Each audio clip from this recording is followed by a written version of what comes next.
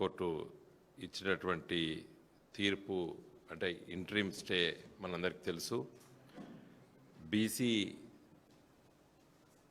Reservations local బాడీలో జరిగేటువంటి elections, local body ఎలక్షన్స్లో జరగబోయేటువంటి ఎలక్షన్స్లో మరి రిజర్వేషన్స్ 42% ఇస్తూ జీవో నెంబర్ 9 ఇవ్వడం జరిగింది.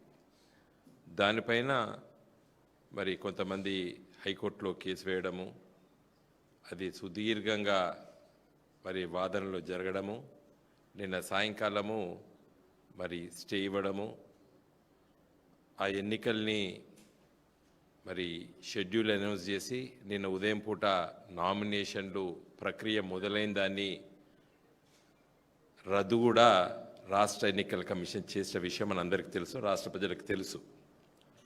కానీ నిజంగా అయితే నా దృష్టిలో తెలంగాణ రాష్ట్ర ప్రజలు దసరా ముందే దీన్ని రిజెక్ట్ చేసేసారు. ఈ జీవోని ఎక్కడ కూడా స్పందన లేదు, ప్రజలు ఎవ్వరు నమ్మలేదు.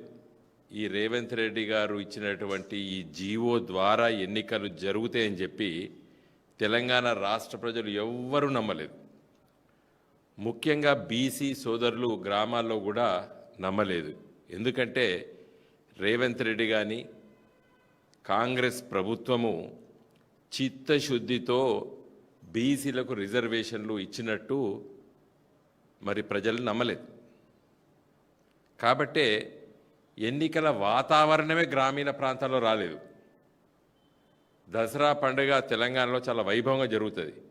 ఎవరు పండుగ కార్యక్రమాలు తప్పితే కానీ రాజకీయ కోలాహలం ఎక్కడ జరగలేదు. నేను ప్రత్యేకించి కొన్ని గ్రామాల్లో ఉన్నటువంటి మా నాయకులతో మాట్లాడినప్పుడు అన్న ఎవరు నమ్ముతలేరు ఎన్నికలు అయితే అని చెప్పేసి అన్నారు. అంటే ప్రజలు తీర్పు మొదలైచేసిండ్రు ఈ ఎన్నికలు జరగవని. కారణం ఏంది? రేవంత్ రెడ్డి గారే.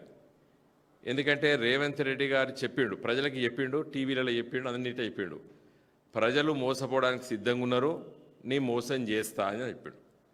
అది శాసనసభ ఎన్నికల్లో చెల్లింది. వాగ్దానాలు ఇచ్చిండు, ఆ వాగ్దానాలు కొంతవరకు ప్రజలు నమ్మిరు, చాలా తక్కువ పర్సంటేజ్. మా పార్టీ ఓటమి కూడా కేవలం 1.6% ఓట్లతోనే మేము ఓడిపోయినాం. తక్కువ శాతంతోనే మరి రేవంత్ రెడ్డి ప్రభుత్వం ఏర్పడేది తెలంగాణ రాష్ట్రంలో. కాబట్టి ఈ 2 సంవత్సరాల లోపట రేవంత్ రెడ్డి పరిపాలన చూసి ప్రజలు అర్థం చేసుకున్నారు, ఈయన ఏది చెప్పినా కూడా నమ్మొద్దు మనం. ఎందుకంటే ఆయన ఏమన్నాడు, ప్రజలు మోసపోవడానికి సిద్ధంగా ఉన్నారు, నీ మోసం చేస్తా అన్నాడు. కాబట్టి ఇప్పుడు ప్రజలు సిద్ధంగా లేరు, ఈయన మోసం చేస్తా అన్నా కూడా ప్రజలు సిద్ధంగా లేరు. కాబట్టే ప్రజలు ఎవ్వరు నమ్మలేదు. మొన్న ఎన్నికల జరుగుతాయని చెప్పి కూడా ఎవరు కూడా ఆశపడలేదు.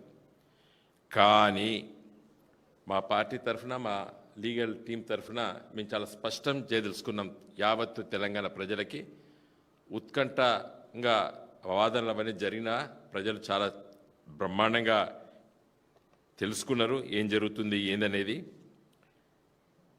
తెలంగాణ రాష్ట్ర ఆర్థిక శాఖ మంత్రి బట్టి విక్రమార్క గారు, కొంతమంది మంత్రులు నిన్న సాయంకాలం తీర్పు వచ్చిన తర్వాత ప్రెస్ మీట్ పెట్టారు. పెట్టి బీఆర్ఎస్ పార్టీని, బీజేపీని విమర్శించారు. వాళ్ళు బీజేపీని విమర్శించడంలో నేను తప్పు పడతలేను. కేంద్రం లోపల వాళ్ళు సహాయ సహకారం అందించలేదు, ఆ చట్టాన్ని మరి రాష్ట్రపతి దగ్గర ఉన్న చట్టాన్ని మరి ఆమోదింపయ్యలేదు. తర్వాత దాన్ని రక్షించడానికి 9వ షెడ్యూల్లో బీజేపీ పొందపరిచేటువంటి ప్రయత్నం చేయలేదని మీరు మాట్లాడితే బీజేపీ పైన తప్పేం లేదు. కానీ బీఆర్ఎస్ పార్టీని కూడా మీరు నిందించే ప్రయత్నం చేసిండ్రు. మీరు మొన్న ఈ ప్రయత్నం చేసిండ్రు, ఏది రిజర్వేషన్లు శాతం పెంచడానికి. టీఆర్ఎస్ ప్రభుత్వం నాడు మరి కేసీఆర్ గారి నాయకత్వాన ఏప్రిల్ 2017లో పట్టే చట్టం చేసి ఎస్సీ ఎస్టీ రిజర్వేషన్లు పెంచాలి. ఎందుకంటే తెలంగాణ రాష్ట్రం ఏర్పడిన తర్వాత వారి సంఖ్య శాతం పెరిగిందని చెప్పి ఒక నిర్ణయం చేసి శాసనసభలో బిల్లు పాస్ చేసి కేంద్ర ప్రభుత్వానికి పంపిస్తే మరి అది గవర్నర్ గారు ఢిల్లీకి పంపించడం, ఢిల్లీలో రాష్ట్రపతికి పంపించడం, రాష్ట్రపతి కార్యాలయం హోమ్ మినిస్టర్కి పంపించడం. వాళ్ళు మేము సుప్రీంకోర్టు ఇందిరా సాహ్ని కేసు 1992లో ఇచ్చిన తీర్పు ఉంది కాబట్టి మరి వాళ్ళ ఎలాంటి నిర్ణయం తీసుకోలేదు. ఇప్పటి వరకు కూడా ఆ బిల్లు రాష్ట్రపతి ఆమోదం కోసం అక్కడనే పెండింగ్ ఉన్నది. మీకంటే మొదలు ప్రయత్నం చేస్తాం మేము. తెలంగాణలో బడుగు బలహీన వర్గాలకి మొదటి దశలో ఎస్సీ ఎస్టీతో ప్రయత్నం చేసింది కేసీఆర్ గారి ప్రభుత్వం. మరి చట్టంని రక్షించేటువంటి ఏదైతే బాధ్యతను సుప్రీంకోర్టు ఇచ్చినటువంటి తీర్పును అధిగమించాలంటే ఈ రెండు పార్టీలు, నేను చెప్పేది చాలా ముఖ్యమైన ఇష్యూ చెప్తున్నా, కాంగ్రెస్ పార్టీ, బీజేపీ పార్టీలు, ఇవి రెండు కూడా సుప్రీంకోర్టు ఎన్నో సందర్భాల్లో తీర్పులు ఇస్తే దాన్ని అధిగమించడానికి వాళ్ళు రాజ్యాంగ సవరణ చేశారు. నేను మొదటిది చెప్తున్నా, చాలా ముఖ్యమైనది. ఇందిరాగాంధీ గారు 1972 ఎన్నికల తర్వాత ఆమె మరి చట్ట వ్యతిరేక కార్యక్రమాలు చేసి గెలిచిందని చెప్పి రాజనారాయణ గారు అలహాబాద్ కోర్టులో కేసేస్తే ఎన్నికల పిటిషన్ను రాజనారాయణ గారు గెలిచారు, ఇందిరాగాంధీ గారు ఓటమి పాలయ్యారు. మరి ఆ తీర్పు అమలు చేయాలి అంటే ఇందిరాగాంధీ రాజీనామా చేయాలి, ప్రధానమంత్రిగా రాజీనామా చేయాలి. ఇందిరాగాంధీ ఏం చేసింది? రాజ్యాంగ సవరణ చేసి, రాజ్యాంగ సవరణ 39th అమెండ్మెంట్ చేసి ఆ తీర్పును అధిగమించే విధంగా రాజ్యాంగ సవరణ చేసింది. రాష్ట్రపతి స్పీకర్కే ఉండేటువంటి ప్రొటెక్షన్ ఏదవుతుందో దాన్ని ప్రైమ్ మినిస్టర్ అనేటువంటి పదాన్ని కూడా రాజ్యాంగంలో పొందుపరిచి రక్షణ తీసుకుంది ఇందిరాగాంధీ. అంటే ఒక వ్యక్తి కోసం కాంగ్రెస్ పార్టీ రాజ్యాంగ సవరణ చేసింది. మరి ఈ కృష్ణమూర్తి కేసు ఎప్పుడొచ్చిందండి? 2010లో తీర్పు వచ్చింది, సుప్రీంకోర్టు ఇచ్చింది 50% కంటే ఎక్కువ దాటొద్దని. మరి మీది అప్పుడు కాంగ్రెస్ ప్రభుత్వమే కదా, సోనియమ్మనే కదా పరిపాలిస్తుంది, మన్మోహన్ సింగ్ గారి ప్రధానమంత్రిగా. మీరు ఏం ప్రయత్నం చేసిండ్రు? మీ పార్టీ ప్రధానమంత్రి ఇందిరాగాంధీ కోసం రాజ్యాంగ సవరణ చేసుకుంటారు, తీర్పులు ఇస్తే ఆ తీర్పుల్ని అధిగమించేటువంటి ప్రయత్నం చేసినటువంటి కాంగ్రెస్ పార్టీ మరి కృష్ణమూర్తిగా ఇచ్చినటువంటి వారి ఆ కేసులో సుప్రీంకోర్టు ఇచ్చినటువంటి తీర్పును అధిగమించడానికి మరి బీసీలకు, ఎస్సీలకు, ఎస్టీలకు ఆ రాష్ట్ర ప్రభుత్వాలు లోకల్ బాడీస్ లోపల పర్సంటేజ్ పెంచితే కోర్టు తీర్పులను అధిగమించే విధంగా మరి షెడ్యూల్ 9లో ఎందుకు పొందపరిచే ప్రయత్నం కాంగ్రెస్ పార్టీ చేయలేదు? సో కాంగ్రెస్ పార్టీ ఇందిరాగాంధీ కోసం రాజ్యాంగ సవరణ చేసింది కానీ బీసీల కోసం చేయలేదు, ప్రయత్నం కూడా చేయలేదు. ఇలా రాహుల్ గాంధీ గారు దేశవ్యాప్తంగా తిరుగుతాడు. నేను రాహుల్ గాంధీ గారిని అడుగుతున్నా, పార్లమెంట్లో నేను అప్పుడు 2014 నుండి 19 వరకు నేను ఎంపీని. ఇంకో రాహుల్ గాంధీ గారు పార్లమెంట్లో మోడీ గారిని కౌలించుకున్నాడు. మోడీ గారిని ఆయన సీటు దగ్గర పోయి కౌలించుకున్నాడు. ప్రధానమంత్రి మోడీ గారిని లోక్సభలో పోయి కౌలించుకున్నాడు రాహుల్ గాంధీ. మరి ఇప్పుడు అట్లే కౌలించుకో, బిల్లు పెట్టు, రిక్వెస్ట్ చేయి మోడీ గారిని అఫీషియల్ బిల్లు పెట్టమని, లేకపోతే నువ్వు ప్రైవేట్ మెంబర్ బిల్లు పెట్టు. ఈ సుప్రీంకోర్టు ఇచ్చినటువంటి తీర్పును అధిగమించి ఎస్సీలు, ఎస్టీలు, బీసీలకి మరి వాళ్ళ జనాభా రీత్యా ఉండాలని చెప్పి పెట్టొచ్చు కదా కాంగ్రెస్ పార్టీ. ఈ రాహుల్ గాంధీ గారు ఢిల్లీలో చేసే ప్రసంగాలు, రేవంత్ రెడ్డి గారు తెలంగాణలో చేసే ప్రసంగాలు అన్నీ కూడా మోసపూరితమైనటువంటి ప్రసంగాలు, ఆచరణ శూన్యం. ఇది ప్రయత్నం చేసిండ ఇప్పటివరకు కాంగ్రెస్ పార్టీ. ఇవాళ పార్లమెంట్లో opposition leader, LOP leader of opposition, cabinet minister rank ఉంటుంది.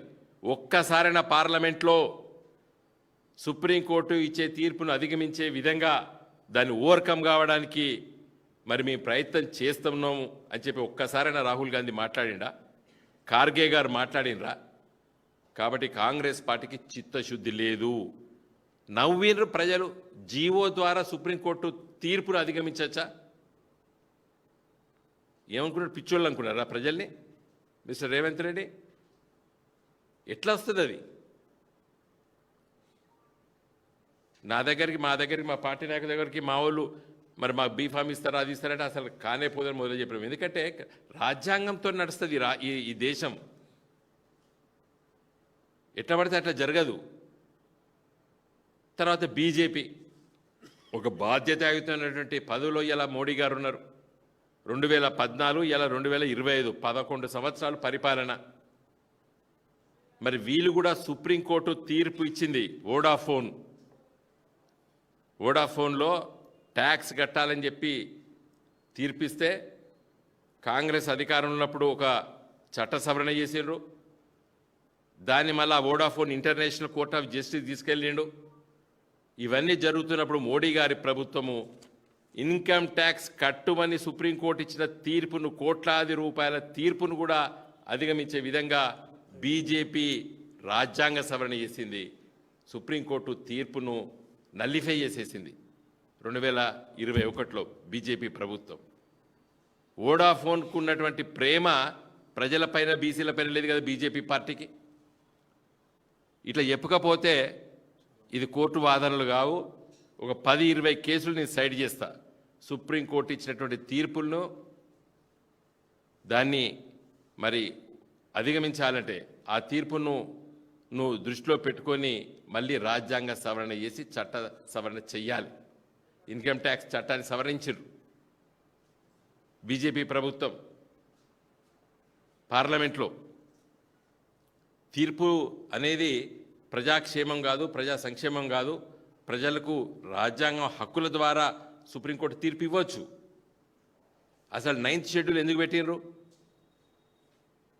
కొన్ని చట్టాలని రాజ్యాంగంలో ఉన్నటువంటి ప్రాథమిక హక్కులకి భంగం కలిగేటువంటి చట్టాలుంటే కోర్టుకు పోతే వాటిని తప్పుపడతాయి కోర్టులు.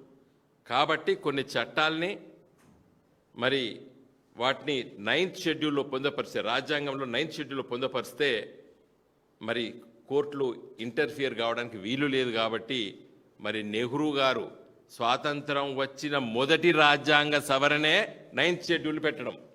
1951లోనే స్వాతంత్రం వచ్చి మొదటి సంవత్సరం లోపట్నే మరి రాజ్యాంగ సవరణ చేసి first amendment to the constitution is insertion of 9th schedule in the constitution. కొన్ని రక్షించాలి. ఎందుకంటే అప్పుడు జమీందారీ సిస్టమ్ రద్దు చేస్తున్నారు, ప్రాథమిక హక్కుల్ని కొన్ని భంగపరుస్తున్నారు, రైట్ టు ప్రాపర్టీని భంగపరుస్తున్నారని చెప్పి కోర్టు పోతే స్టేలు వస్తాయి. కాబట్టి కొన్ని చట్టాలకి రక్షణ ఉండాలి ప్రజా సంక్షేమం కోసం అని చెప్పి మరి 9th షెడ్యూల్ పెట్టిర్రు. ఈరోజు బీజేపీ కానీ కాంగ్రెస్ పార్టీ కానీ మరి ఈ బీసీ రిజర్వేషన్లు వాళ్ళ జనాభా దృష్టిలో పెట్టుకొని పెంచడానికి ప్రయత్నం చేస్తే రక్షణ కల్పించడానికి బీజేపీ పార్టీ, కాంగ్రెస్ పార్టీ ఘోరంగా విఫలమైనాయి ఈ దేశంలో. సుప్రీంకోర్టు తీర్పు ఇచ్చినప్పుడు కేంద్రంలో కాంగ్రెస్ పార్టీ అధికారంలో ఉంది 2010లో. అప్పుడు కాంగ్రెస్ పార్టీ ప్రయత్నం చేయలేదు. ఇలా వోడాఫోన్ లాంటి వాళ్ళకి ఇన్కమ్ ట్యాక్స్ ఎగ్గొట్టడానికి రాజ్యాంగ సుప్రీంకోర్టు తీర్పును అధిగమించి మరి చట్ట సవరణ చేసింది బీజేపీ పార్టీ. బీజేపీ ఇంకా చాలా చేసింది. National commission for backward classes 103 amendment ద్వారా ఏం చేసిందంటే మరి మేమే ఆ త్రిబుల్ టెస్ట్ ఉన్నాయి కదా, డెడికేటెడ్ కమిషను, ఎంక్వైరీ చేయడము, ఇవన్నీ చేసే ప్రయత్నము కేంద్ర ప్రభుత్వంలో ఉన్నటువంటి రాజ్యాంగబద్ధమైనటువంటి national commission for backward class చేస్తుందని చెప్పి అమెండ్మెంట్ చేసి వాళ్ళు రక్షణ తీసుకున్నారు. మరి సుప్రీంకోర్టు తన తీర్పులో 2021లో okay fine you can go ahead అన్నారు. మళ్ళీ తర్వాత ఆ తీర్పును అధిగమించడానికి అయ్యో ఆ బాధ్యత మా నెత్తి మీద ఎందుకు, ఏ రాష్ట్రానికి ఆ రాష్ట్రానికి ఇస్తామని చెప్పి మన స్టేట్ కమిషన్స్కి, బీసీ కమిషన్స్కి ఆ అధికారాన్ని మళ్ళీ రాజ్యాంగ సవరణ చేసి 105 ప్రకారంగా ఇచ్చింది. అంటే బీజేపీ ఆ బాధ్యత నుంచి తప్పించుకున్నది. ఏది ఎన్యూమరేషను, బీసీల ఎన్యూమరేషను, వాళ్ళ లెక్కలన్నీ ఉన్నాయి కదా, ట్రిపుల్ టెస్ట్, ఎంపిరికల్ డేటా, తర్వాత వాళ్ళ ప్రపోర్షన్ ఎంత, వీటన్నిటిపైన ఆ డెడికేటెడ్ కమిషను ఆ ఎంపిరికల్ డేటా తీసుకోవడం బాధ్యత మాకెందుకని తప్పించుకున్నది బీజేపీ పార్టీ రాజ్యాంగ సవరణ చేసి. సుప్రీంకోర్టు తీర్పు ఉన్నప్పటికీ సుప్రీంకోర్టు ఏం చెప్పింది? National commission for backward classes చేయాలని చెప్పి సుప్రీంకోర్టు చెప్తే రాజ్యాంగ సవరణ చేసి దాన్ని అధిగమించి మళ్ళీ రాష్ట్రాలకు ఇచ్చింది. నేను తప్పుపడతలేను రాష్ట్రాలకు ఇవ్వడాన్ని, కానీ మీకు అవసరం ఉన్నప్పుడు సుప్రీంకోర్టు తీర్పుల్ని నల్లిఫై చేస్తున్నారు. మీకు ఇది అవసరం లేదనిపిస్తుంది. మెజారిటీ ప్రజలు, బీసీలు, ఎస్సీలు, ఎస్టీలు, ఈ దేశంలో ఉన్నటువంటి బడుగు బలహీన పేద వర్గాల సంక్షేమం కోసం మరి అడ్డొచ్చేటువంటి సుప్రీంకోర్టు తీర్పుల్ని అధిగమించడానికి రాజ్యాంగ సవరణ కాంగ్రెస్ పార్టీ చేయలేదు, బీజేపీ పార్టీ చేయలేదు. ఏమనంటే మా మీద దాడి చేస్తారు. ఈయనమాట మేమట పోయి ఇక్కడ ఇంప్లీడ్ కావాలట. పొన్నం ప్రభాకరును ఆయన చెప్తాడు, బట్టి విక్రమార్కర్ మీరు పోయి డ్రామాలు చేసినరు. నిన్న హైకోర్టులో పట కోర్టు హాలు పోయి మంత్రులు పోయి ఆడ కూర్చొని ఫోటోలు వీడియోలు చేసి యావత్తు తెలంగాణ ప్రజలకి ఏదో మీ పెద్దది గొప్పగా చేస్తున్నారని చెప్పి డ్రామాలు చేశారు. మాది డ్రామా కంపెనీ కాదు, మాది టీఆర్ఎస్ పార్టీ 2017లో పట్టే మేము దీనిపైన కొట్లాడినాం.